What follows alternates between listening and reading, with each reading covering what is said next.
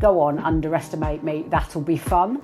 And it's kind of something I've always lived by, which is I don't really care what you think. I'm going to do what I want to do. And I've talked about this in the past, but I often think about that argument about being underestimated and how everybody gets upset about it. And I would argue the opposite. Because when people leave me unencumbered with so much white space to grow a global brand and don't really bother me and don't try and jump on the bandwagon and don't try to copy me, then that's a positive. Welcome to this week's episode of Women Are Good Business, the podcast. It's Sam Cooper-Gray here, your host. And this week we have the brilliant Amanda Thompson with us. Now, Amanda was a journalist at the BBC and in the media for years. She then pivoted to become a sommelier and trained in Paris, started a champagne company, and then pivoted again to be a category creating founder, starting up an alcohol-free wine company, Noughty AF. So join us as she takes us through that journey, what she's learned, and really importantly for her, the future founders and what she's doing to get young people involved in entrepreneurship in the UK. Join me to welcome Amanda to this week's episode. Amanda, welcome and thank you for joining us today. I'm going to kick off with just some questions to get under the skin of Amanda and learn a little bit more about you as a founder, what you did before. Now, before you started Noughty, you were in broadcast media. So, and you were in the BBC. I know you did lots, storytelling. Can you tell me a little bit about that transition out of a kind of journalist media role into being a founder? Sure. Yeah, I had a lovely career. It was fantastic. And I was in arts at the sort of nexus of social media coming in, showbiz, publicists sort of overseeing interviews and checking questions. And I was really conscious that the world was changing fast in the media, even back then. Obviously, it's changing at a whole other accelerated speed now, I would argue. But it felt fast back then. And I was also conscious that as a journalist, even in broadcasting, essentially you're a pawn in the editor's game in the sense that I might pitch some great stories, but it really depends whether I'll get them commissioned. And sometimes I'd have to go on stories, of course, that I might not really fancy. And a bit of me had always really wanted to build something myself. And so I felt like that was the right time to pursue my North Star, which then was champagne.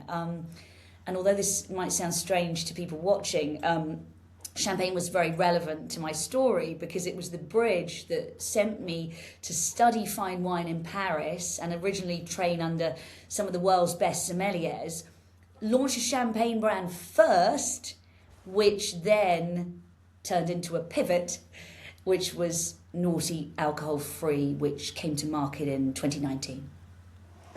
So what was it about champagne that made you go and train in Paris? Like, what was that hook? Well, the media was a whole different world then. Kids, don't try this at home. We used to work hard and play extremely hard. These were the days when the paparazzi and photographers were there for your formal posed pictures, no camera phones, which is kind of hard to believe. So when I turned up at the Vanity Fair party at the Cannes Film Festival with my husband, now husband, then boyfriend, on a scooter, nobody knew where to valet park it. That was how rock and roll it was. But champagne was my buzz. And back then in the art space, I was lucky enough to be offered beautiful glasses of champagne alongside incredible chef-made canapes at some of the arts sort of events I was attending. I was never a big drinker, which I think was a very useful plot point. But I would perhaps have one glass. It made me really discerning.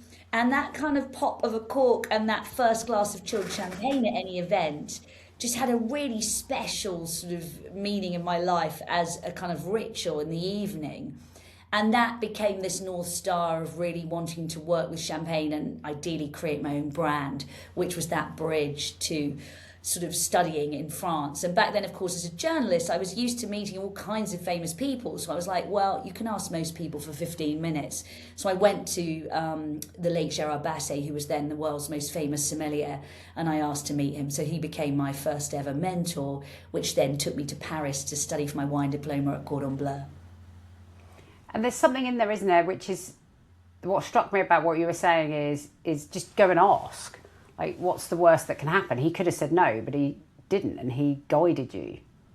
Yeah, and I think that go and ask thing, I would argue, is one of the most important qualities now for entrepreneurship. It's interesting now when I unpack my journey, and I think that journalistic training, which came from a childhood curiosity, which came from a child who wouldn't shut up and ask constant questions and drove my mother mad, is all pertinent and almost necessary to be a founder, because as a founder, you become a specialist in one or two things, but you have to have that innate humbleness of wanting to learn. And, you know, I always say I'll get to my deathbed knowing a little about lots of things, right? And it's like, if anybody thinks that they're arrogant enough to know a lot about a lot of things, I think they're crazy. So that ability to feel comfortable asking questions, I think, is key. Yeah, I think you're so right. And one of the things I've always done across my career and working for myself is if you're the cleverest person in the room, you're in the wrong room. Absolutely, which is kind of something that lots of people say, but I don't know if they actually live by it, right? That is very true. That is very true. I'm going to take you onto Noughty. So how did you go from champagne to the alcohol-free? Kind of, that's quite a journey, and into what is quite a new entire industry of this alcohol-free wine. Like, and was it 2019? You said that. Like, that was super early in the alcohol-free world. So tell me a little bit about why you pivoted and how you found that journey. Yeah, I mean, I was the first person in the world to put the words good and alcohol-free wine together. So it transpired, and I didn't know this, that alcohol-free wine had a long legacy, but it wasn't something that wine drinkers drank. And that's not me being rude, it's just me being honest and practical. And it wasn't something really that anybody discerning drank. And again, not being rude, just being honest. The way that the liquid was produced and the way it was branded and sold just didn't have any sort of cut through with anybody who was thinking about what they were consuming. So it wasn't like it was a part of any industry. I literally did not know alcohol-free wine existed. And I can't honestly tell you anybody in the wine business, certainly on the fine wine side, would have known either. So just really circle back, I'd had this kind of hypothesis that I should be doing something in the alcohol-free space very early, because when I was at wine events, I was drinking maybe one glass maximum and often none at all. So I was drinking a lot of sparkling water, because I think whichever way you cut it, and this isn't me making a negative argument about alcohol, I've known, anyone vaguely smart has known, alcohol is not a health elixir for a very long time. And I think we'd all, in the sort of media and in all kinds of fancy circles of branding and advertising and life, we all just almost ignore that fact. So I was drinking so much sparkling water, didn't have an alcohol problem, but just realised that alcohol wasn't good for me in a literal sense, but still loved a good glass of champagne. So it was all kind of there innately. And it was like, well, what about something really celebratory that doesn't have alcohol? And once I realised that didn't exist, it became my obsessional holy grail. But it was extremely hard, because my history in champagne and fine wine was, you take a great maker and then I work with them on the liquid to my palate and my branding. Because I've always seen great winemakers as artists. Now, that was not something that was a possibility when it came to creating Noughty. So it was almost like creating something from scratch. I guess like being a chef, when you see those competitions and they say, these are your ingredients, what do you do with them? I had to really rip up the rule book. That said, I feel like my fine wine training was 100% imperative to my success with Noughty, because my obsession with palate, and for those of you not in the wine business, palate is literally the taste. It's that body of taste. We use the word palate for wine, and how that's created and layered really for taste, like a chef would layer flavours. That was my speciality, along with vision and brand. So once I knew there was nothing out there, I really had to get creative and say, how can I create this?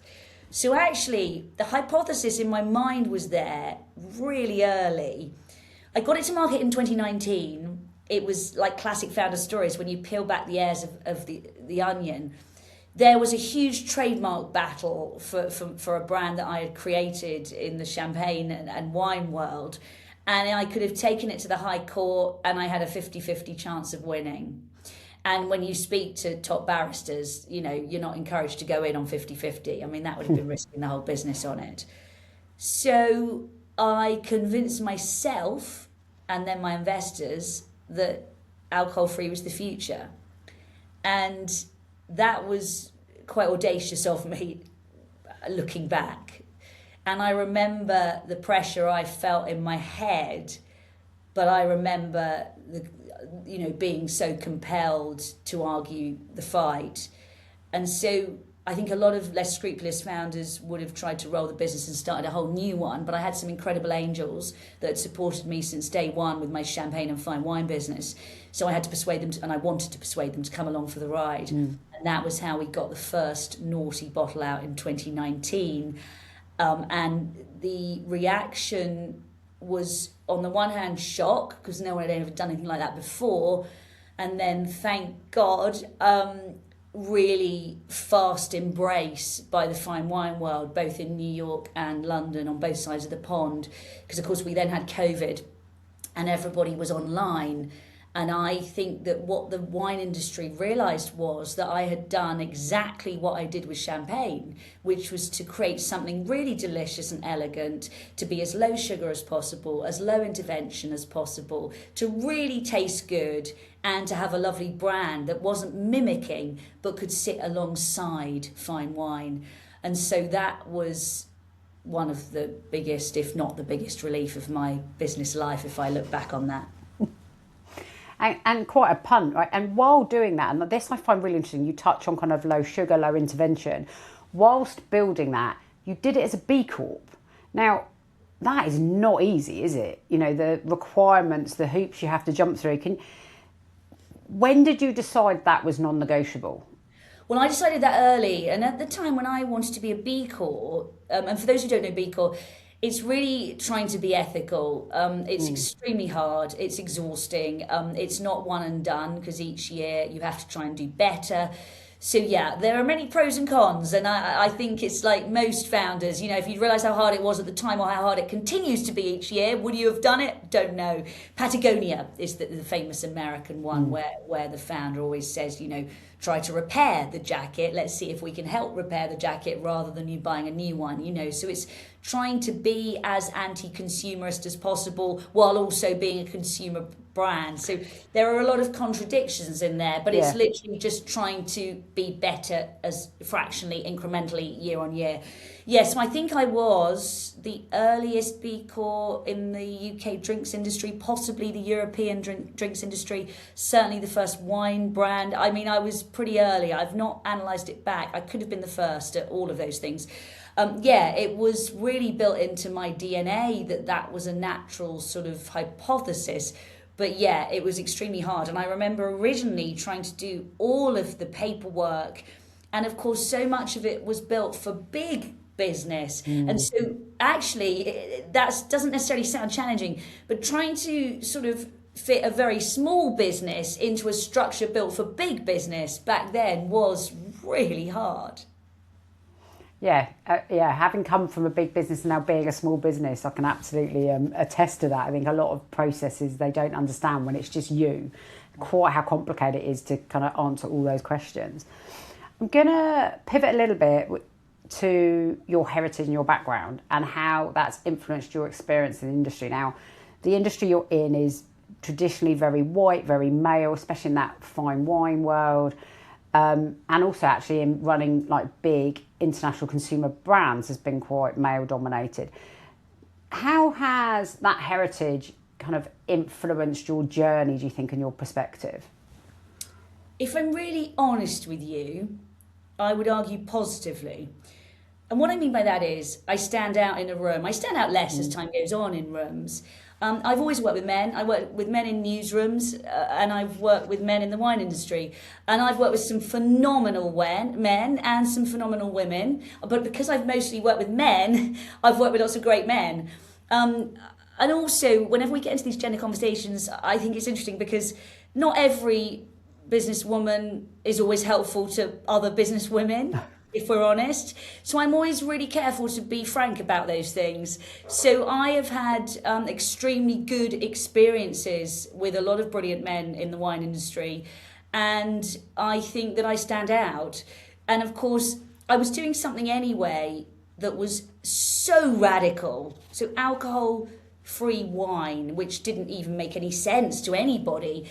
So I think that standing out can be a superpower.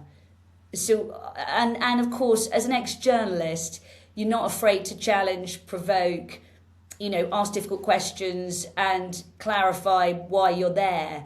So I've never felt I didn't deserve a space at the table, and I've never been afraid to be underestimated. And I've talked about this in the past, but I often think about that argument about being underestimated and how everybody gets upset about it. And I would argue the opposite. Because when people leave me unencumbered with so much white space to grow a global brand and don't really bother me and don't try and jump on the bandwagon and don't try to copy me, then that's a positive. So I think a lot of my life, I've realised that I reframe things in my brain just naturally. I'm a reframer. So I'm an optimist. Of course, I think as a founder, you probably have to be. And I'm a reframer. So, of course, I've dealt with huge amounts of pain in my life, like anybody who's got to my age has in different ways, personal, business, whatever.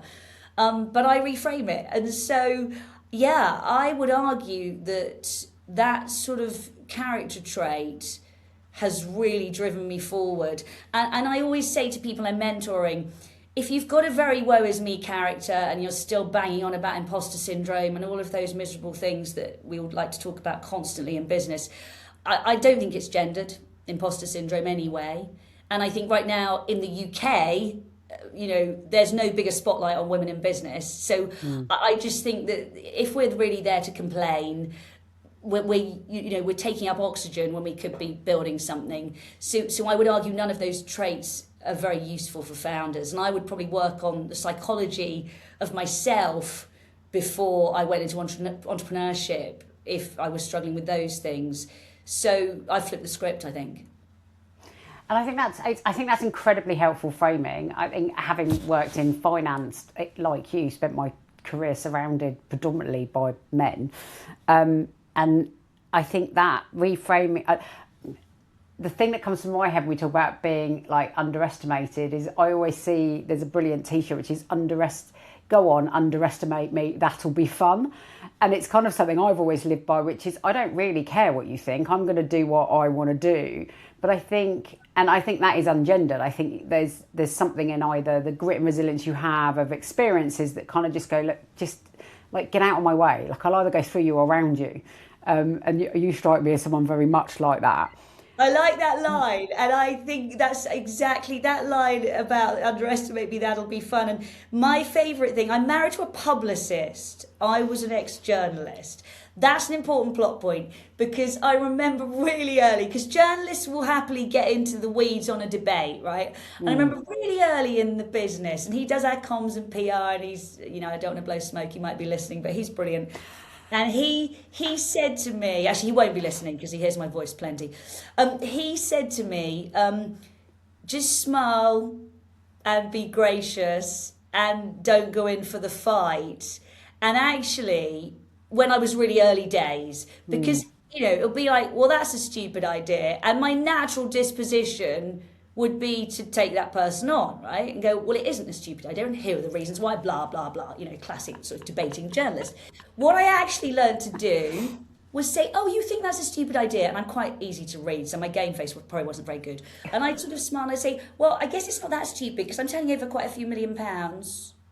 So I would sort of turn it, I would sort of smile, and then I'd make a sort of slightly snarky joke and then sort of leave them a bit confused. And actually, I'm really glad that my husband reminded me of that early days, because it would not have been strategically useful in the business to have really started a debate. And you'd be amazed, Sam, or you probably wouldn't actually, because you understand my sort of stance. You'd be amazed because I've made no official enemies, you'd be amazed how many people thought it was a stupid idea and now buy from me. So, you know, if your only goal is to be successful and you don't mind the underestimation part, because actually who cares what you think, then that is really an incredible way to make money, I think. And I think again, that's a really interesting nugget for people, which is, you know, do what you want to do, but if you can do it in a way where you're not creating enemies, even if they're not on the journey with you, if you're just kind of leaving to the side, there is an opportunity for them to come back round. If you make an enemy of them, that's much less likely to happen. So you just kind of carry your journey and knowing what you know, and you know, some of those people will come back round to what you're doing, as you say. Those who were maybe dissenters to begin with are now purchasers, and that's what success in business looks like, right? Which is you get everybody, you know, on board with what you're doing. I want to touch maybe on a few of the highs and lows. That every founder has moments where they think, "What am I doing? Why did I try and do this?" If you could tell me about any of the times where you were building this out, where you're just like, why did I think this was a good idea? I think every founder sort of, it's how honest are we, right? I mean, you know, if you're not a morning person, I'm not a morning person. Many mornings you wake up and you just go, can I just press pause? You know, and then of course by my second coffee, you're you know, winning the world again. I'm an evening person, so by the night time I'm killing it. You know, my mind. So absolutely, I mean, you name it, we'd have experienced it. I think you use what I guess is good is you roll with the bigger punches later, don't you? I remember early days, the dramas and pain and, pardon my French, shit hitting the fan would affect me so much more dramatically. And I remember I would shout a lot to myself in my kitchen, never at anybody else. I'm not that sort of person, but and I remember it probably wasn't great for me as a person then, because I hadn't learned how to properly process the frustration, you know. Now I'm extremely good in a crisis, touch wood, and you learn that the hard way. I mean, my husband had leukemia and a stem cell transplant, and I was adamant I was going to keep the business alive for a number of reasons, but not least because I had 2 children, you know, and I didn't know if he'd live. So that was about as acute as it got. And then I've had every single which way business challenge that a business is going to have when it's been going this long. So yeah, I mean, so many. I think that's the interesting bit, though, that I always try to remind early stage founders is that if you work on how you process the challenges, then that's the most important thing. Yeah, so I guess for me, it's more of a psychological answer to the question now, because there are challenges big and small every single day. I mean, trying to run a business in the UK, luckily I've got international business, and America's my big market, but poor British founders in 2026, because nobody's doing anything to help us, and we're just getting, you know, costs piled on every which way, taxation, you know. This isn't a podcast about complaining, and I'm not a complainer, but you know what I mean. So yeah, the challenges are relentless, but you roll with the punches so much better in time, I think. And I think as you go through life and you have some of those really difficult personal experiences as well, it helps put everything in perspective and how much you worry about it versus instead of taking the time to worry, you just get on with fixing it. I think that's something we learn as we age as well. I think there's just no other way of learning that than doing it, failing it, picking yourself up and going again. Exactly. And I think I also learned on this journey that I love a challenge. I mean, I love strategy. You know, I don't want to tempt fate today. I'd like to have a quiet afternoon. But, you know, literally, I mean, my favourite thing is a complicated strategic piece to manage. And I think, you know, my brain is a complicated, strange sort of jigsaw puzzle of shapes, but it's just, I see them as shapes, and how do I fit them together properly in a different way? Yeah, that's my buzz. Yeah, and I think everyone's got the thing that gives them that, isn't it? And for me, it's I'm really good in a crisis. Like, give me something that's gone wrong and I'm there. Give me something that's pootling along and it's all going all right, I'm a bit like, okay, this is a bit boring. This isn't, give me something that needs a bit of immediate action and brain power, and I'm there. But I think we all come at life with some of those experiences as we grow, that then we learn what are the things we love and what we don't, and hopefully we learn to delegate the stuff we don't enjoy doing and focus on the stuff we do. Exactly, but you've raised something interesting, I think, as well, because of course that's why you got to the top of your tree, but partly amongst your other brilliant skills. But also I learned that I can't be around people who create chaos and high drama. So I can't work in my team with high drama people. So now I've learned that. I didn't know that to start with, because you're a first-time founder, you've not managed people before. So I need very calm people. My worst thing is histrionics. I mean, I remember one challenge early days. Lovely chap, I won't mention obviously names, but yeah, there was one trip and just all kinds of drama, and I just had to say go home. And he was like, well, what do you mean? He said you need my help. I said, just go home, get yourself a ticket on the business and leave the country. We were in Italy, and go home. I need just calm and focus. I can't have any complicated dramatics. I want to touch a little bit on purpose, because I know you, in addition to setting up, scaling, growing, going international with Noughty, that you also have a massive passion for the future of founders. And I want to get you to tell me a little bit about Future Founder Lab, because I know this is something that's massively close to your heart.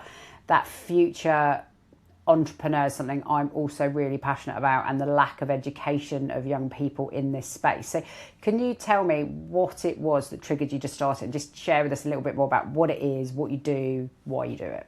Yeah, I think there are some brilliant women and men doing things in this country already, so many, like charities, movements. And I started to think that I was really blessed, actually, that I was invited to so many brilliant women in business opportunities, both in the UK and US. And because I work a lot in the US, and I'm sure this won't come as a shock to you, and I think the conversation's only started to become a bit louder, and Hannah Previtt in the Times recently wrote about it. But I've been talking for quite a few years about how I love my work in the US, because they really celebrate founders, they lift you up. Everybody's got their elevator pitch ready. If I'm handed a mic, I'm going to share my story. And I think sometimes in the UK, our psyche, I believe, is almost unhelpful, actually counterintuitive to growth business. And what I mean by that as founders is, I love British humour. I love self-deprecation. I'm not one to really shout about my talents. I'm married to an extremely modest man, and all of that in private life is perfect. None of that is helpful when we are growing businesses. And so Britishness, I believe, holds us back in founder-led businesses. Our actual sense of all of the many things I love about our country, but they create that friction. Because you give an American founder at any level a microphone, they can tell you their elevator pitch in pretty much one sentence, and you'll be impressed. Give a Brit a microphone. Oh God, oh Sam's asking me to talk. Oh God, Sam, I wasn't prepared. Oh Sam, you didn't tell me. And often the people that are doing all this and ahhing have got really successful businesses, and then equally, and this is not a gender thing, equally, a lot of these people are running very successful businesses and still can't really tell you what they do. And going back to really trying to get to the core of things, in the UK, the amount of times I meet brilliant people and they'll start to talk about their business, and I'll say, oh, I just want to stop you there. So what do you actually do?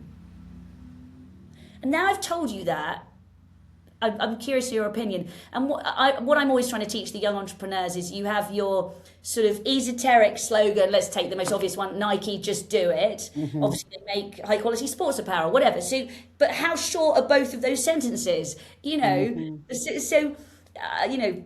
We give people wellness choices without realising it. I make top quality non-alcoholic wine. None of that's brain surgery. 99.99999% of British founders can't do that. Can't do it. No. And if you get into the service industries where they're not in consumer brands, I would argue the stats are even worse. Because literally the amount of times, and because I'm an ex-journalist, I will carry on at that drink stew, staying there until I understand what somebody does. Most people won't. So I think, well, you've got your business to that stage. You've managed to do it. But how the hell are you going to get everybody else to understand it? And so, I'm on a rant now, sorry. So there was that, coupled with the fact that if you look at, as you know, Sam, because you are the specialist at this, if you look at the data on entrepreneurship and whether we're really moving the needle, particularly with women in this country, you've got wonderful people like Sahar Hashimi with Buy Women Built and Michelle de Klerk with women's chapters, so many brilliant people doing things to try to help this. But we're all targeting businesses that have been created. I was very conscious that if you speak to young American students, even children technically, they still have these incredible communication skills that we don't. So it all got me thinking we need to start much, much, much younger. So I approached Wellington College and the head of business studies there, a brilliant man called Simon Roundell, who I became friends with. And they have a pot of money, even despite the VAT on private school fees. They do a phenomenal job of working on outreach with state schools. And together, Simon and I created a program, and we started to trial it with Wellington College, called the Future Founder Lab. And it was really working with young students at the age of 13 and 14. So it's that really interesting age where they just about got some of that sponge left, because we all know kids grow up so fast. So you can just about kind of open their minds to things. And also they haven't yet embarked on the Victorian education system, the rigour of the GCSE programme. So you've got that interesting year. And we tried it out with a sort of beta year, and then we're now on our third year moving into London to hopefully work with a much more urban sort of environment via the EY Foundation. And we've got this incredible playbook where we work with students 6 days across the year, and we give them seed funding where they build their own business in a literal sense and actually have to sell to the general public in a physical sense as well, not just all online. So they do a sort of seed funding project. They go macro at the end where they are asked to solve a world crisis problem if money was no object. So we work from micro to macro. So we unpack the profit with purpose and what they feel about that.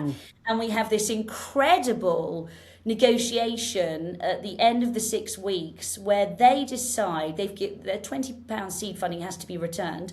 They decide collectively in a really tough negotiation how much of their money that they have made or lost they are prepared to give back to the next set of Future Founder Lab in a philanthropic way. And that has just been such a fascinating sort of negotiation, because we've had students who've made thousands of pounds, and we've obviously had students who've lost the £20 and not made anything. And the whole point of the programme, the Future Founder Lab, is both are equally important, because of course everything about our school system teaches students to be perfect, which is the least useful hypothesis for entrepreneurship and the future of AI and the world, the way the world's going. Perfection is so irrelevant. I mean, it doesn't even exist necessarily, does it? So you've got all of that push and pull, and it's just been fascinating because we work with a very small bunch of students, and I think that's also a really brilliant part of it. And we've realised, because the head of business, he obviously has got extensive experience with students, and he knew the right number, so we work with a very small bunch, 10 to 12. And the impact has been quite phenomenal, because we also study the impact and the data points with the small groups, and then we're creating an alum network. And yeah, it's just blown my mind. So what really shocked me was how fast we could transform their thinking And it's a really flat structure where Simon and I are with the students in a very sort of like it's all fireside chat. There's no them and us. I'm not an expert. I'm just there to share my story. We bring in really young founders who are close to their age to just have talks with them about their failures and how they've risen again. It's just been the most impactful thing. And one of the really interesting anecdotes was I remember right at the beginning of last year's session, when all the students were asked to share their greatest successes, it was all the certificates and the medals and the first in the athletics and the this and the that. And we came back after we'd had a really impactful, very young founder share his heartbreak over his football injuries and his father's alcoholism and how he picked himself up and built this new business. And anyway, by the end, we went round and I said, let's talk now. You shared all your brilliant achievements. A lot of you are A-star students. Some of you might have won at track and field. What do you think now are your greatest achievements? And their psyches had changed and they started to realise resilience is talked about all the time in schools. But how much actually are the students getting to practice what they preach? Because although everybody's talking about resilience and why perfection isn't relevant, in terms of the actual structure it is, because they're all still trying to get to the next academic goal. That's all they're trying to achieve. And again, the intake of the students, we look for students who have actually tried to sell something or tried to build something. We're not looking for A grade students. Some of them might have got A grades and that's brilliant, but that's not why we've chosen them. This one girl, she with her £20 funding, she had an investable business. She was already working really hard on her academics, and she was a karate, happened to be a young karate champion. So she had very little time, ask a busy person, and she created a business because she had very little time. She created a business every weekend because she realised that her karate meets, they were in sort of halls and pubs and things, and there was no decent, nutritious food. So she started to take handmade, decent, nutritious rolls and sandwiches along every weekend, and each week she rolled it and would make small improvements, and then by the end she turned over quite a few £1,000s and was going to continue with her business while also being a karate sort of champion. So the stories have been phenomenal. And I think that kind of giving them exposure at that early age, it, as you say, is gender agnostic, but it just, I think they're the people who will, it's like you've given them a leg up, whether they go into business or they go and work for someone else or they go and work for a big corporate or they go into whatever they go into, just having that experience of having to learn, relearn, fail, relearn outside of an academic environment is just skill building. Absolutely. I mean, I'd have loved that when I was younger. I was quite entrepreneurial. Oh, God, yeah. I mean, I was quite entrepreneurial anyway. I knew I wanted to earn some money. And so I was a bit of a wheeler dealer anyway. But to have had a program that kind of helps guide you through that, I've always been a frustrated entrepreneur. I did 25 years in finance before I got the balls to, leave and go out on my own.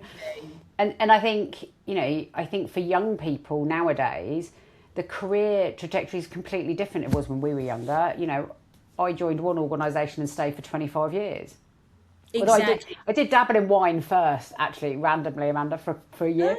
I did go and dabble in wine and learned lots about wine, which is not a good idea when you're young, right? Because what I discovered was I liked really expensive wine because I got to taste expensive wine, but I was on a very young person's salary. Well, champagne tastes on beer money. Also in finance, you got to drink a little nice wine without paying. So once I left the wine company and went to finance, absolutely. I'm conscious of time and I could talk to you all day. So we might have to do another one of these where we do like a LinkedIn and live also or your Instagram story. live. The trouble I have with being a guest on podcasts is because I'm always like, Sam's story is way more interesting. I would much rather be getting into your story. I always have to be the guest now. Well, maybe we'll do well. You can turn the tables on me. Exactly. I am only 9 months into being an entrepreneur, though, so my journey's, although I've learned masses in that time. I want to talk a little bit about kind of leadership and mindset. And I think, you've touched on it already. Running a business is relentless. What are the kind of practices that you use to protect your energy, whether that's at work or like to just, because you've got all this energy, like there must be some things, maybe it's your 2 cups of coffee in the morning you mentioned, like what are the practices that you use to kind of preserve your energy so that you can do the things you want to do and be on it and like on the business and in the business and That's a good everything else? question. Yeah, and a very key question, I think, to, I suppose lots of people talk about burnout, don't they? And it's, I think, possibly a bit overused, but it is a literal concern. And of course, founders behind the scenes don't have a great track record of sort of healthy living. Yeah, and I think there's all these interesting sort of fashionable terms that are coined. I guess I might be an extrovert introvert. Is that the new fashionable term? Which I think I sort of read on a Instagram reel was, I love people, but I give a lot of energy and then I'm depleted. So then I have to sit quietly when I'm traveling in my hotel room and process. So I need that contrast, which probably goes back to why I can't work with really high energy, chaotic people. I'm like, there's enough of me in a room. Right, so I like the yin and the yang. So my preference is to be surrounded by really smart, calm, focused people. You know, it's not to say I don't like excitable energy, but just in a literal sense and small doses, because I think I've got enough of that. And so yeah, I definitely have to recharge. And so I think probably like a lot of type A's, exercise is my recharge, and I'm not one for triathlons and crazy stuff or marathons, although but so exercise is my thing. So whatever it is, I mix it all up, but whether it's weights or HIIT or yoga or reformer Pilates or whatever. And especially when I'm traveling, I'll be like, right, what have I got near me? If there's a studio, I'll dip in for spin, or whatever's near my hotel, I'll find. So exercise is a huge help. And then I guess this also harks back, I think, to both my husband's and I careers. It was always, you would work hard, play hard in the week. So whenever I've got a weekend at home, which isn't that often because I travel so much, but whenever I'm at home, I try not to schedule much. Now, every founder knows something has to give. So what has given there is friendship. So the challenge then is making sure I keep my friends. So that is the challenge, because I prefer my weekends to be quite calm and quiet if I happen to be at home, and I might be lucky enough to pick up a newspaper or book. Newspaper, I know, the old school kids. I was reading The Style, the real magazine on Sunday, So not online. Yeah, so I definitely need that recharge, but I think it's difficult to then keep all your friendships intact. I would much rather do my evening events in the week, Yeah, I identify that. Someone said to me once that they are very aware of their social battery, and that they need to go away from people to recharge it. And that really clicked with me, and that really sat with me. It sounds like you're not dissimilar, which is you can be the big personality, but sometimes you just have to stop and go away all the people. I want to talk a little bit now, just to close out, about the future and what's next. I'm always fascinated by the ambitions of entrepreneurs, and I think you've done an amazing job of avoiding what I call shiny object syndrome. You've been very focused on what you want to achieve, where you're trying to get to. So I'd love to know is kind of what is it you're building towards? What does the kind of future look like for you, for Noughty? Like, what's that? Where's that ambition? What's the next big thing for you? Is it more of the same, or have you got another massive idea in that head of yours? I mean, I've always got massive ideas in my head, but going back to your point, I always work very hard on not doing shiny object syndrome and getting distracted. I think that would be my error, actually. And I remember sitting next to a really smart founder at a dinner, actually, and she just exited a big tech company, and she said, "You've got one problem." And I was like, "Oh, okay." She was Dutch, so even more direct than I was. And I was like, "Oh, okay, all right." I didn't ask you what my problem was. And she said to me, "Impatience." And I was like, "Oh my God, you're a white witch." And I think that is so pertinent. I'm in that, what they call the sort of boring, messy middle. It's far from boring, obviously. But I've literally just got to keep my head down and focus. I'm building a household name. To build a household name and a global brand, or certainly in America, my home market, UK, is not a small thing. And it frustrates me how long it takes to build a global brand. And it also frustrates me that everybody's really piling into my industry, but obviously the data in people actually knowing we exist and drinking it has got to catch up because it's a new thing. So there's a lot of tension there in my head. So really, my biggest challenge in my head is my own, which is to just keep focused on my track, which for founders like me is a challenge because I'm the visionary who's like, whoa, I'm ready to win the world and do the next thing. And consumer brands are extremely hard to build. I picked probably the hardest thing to do ever. Build a new category, build a consumer brand, make it a household name in America and UK. My vision was always huge, and so I've just got to make sure I stick with it. I'm not sure there's a better way to end the podcast because I think that's such an amazing ambition that you've still got, but also that reality check, which is you just have to keep your head down and keep doing it. And there is compromises that come with that in terms of life, but that's the life of a founder who's trying to achieve something as massive of what, kind of category creating that you're doing. Amanda, thank you so much. It's been so much fun learning a little bit more about your journey, about your passion for the future of entrepreneurship with the Future Founder Lab and the business that you've built and are continuing to build. So I really appreciate your time, and I know the listeners are going to really have enjoyed the episode. So thank you for joining. I hope so. And I'm going to hold you too. Next time they say, who can interview you, Sam? We need to find somebody. You can say Amanda Thompson. And I will be delighted to turn the tables on you. Excellent. I will keep that one up here for the next time I get asked. But thank you so much. We really appreciate it. Thank you. Pleasure. That's a wrap for this week's episode of Women Are Good Business podcast, and thank you for listening. Now I need your help. We want to make the podcast huge. We want more people to hear about the stories of female founders. We want to get the best experts in the world so we can grill them with your questions, and we can only do that if people know where to find us. So please help us make the podcast go viral. Like, follow, subscribe, leave us a review, drop us into a WhatsApp group. Whatever is the best way to share, please do share and come with us on the journey as we talk to lots of female founders and we show the world that women really are good business.